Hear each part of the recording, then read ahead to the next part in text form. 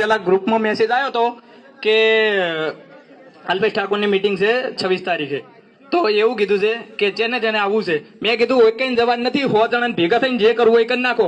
ખોટો સમાજનો ટાઈમ અને ભાડા બગાડવા અહીંયા જવાની જરૂર નથી. 11 ગાડીઓ લઈ અને તમારે જે કરવું એ કરી નાખો. 12મી ગાડી ના દેખાવી જોઈએ. રેડી? અને કોઈ સાઉન્ડ વાળો ના જવું જોઈએ. રેડી? 26 તારીખે આપણે કોઈ અહીંયા જવાની જરૂર નથી. આપણે સમાજનું ભલું થતું હતું, આગળ બધા ગયા હતા. રેડી? પણ એમાં આપણા જ પગ કાપવામાં આવ્યા છે. આપણે સમાજના બીજા 15 મુદ્દાથી આપણે સહમત છીએ. આતા એ તો ઘરના જ કાપવાના છે ને. હા, સાઉન્ડ તો ચાલુ રહેવાનું જ છે.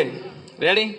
અને જે આપણે 15 પ્રોગ્રામ છે, બીજા 15-10 જે બુકિંગ છે એ કરવાના જ છે.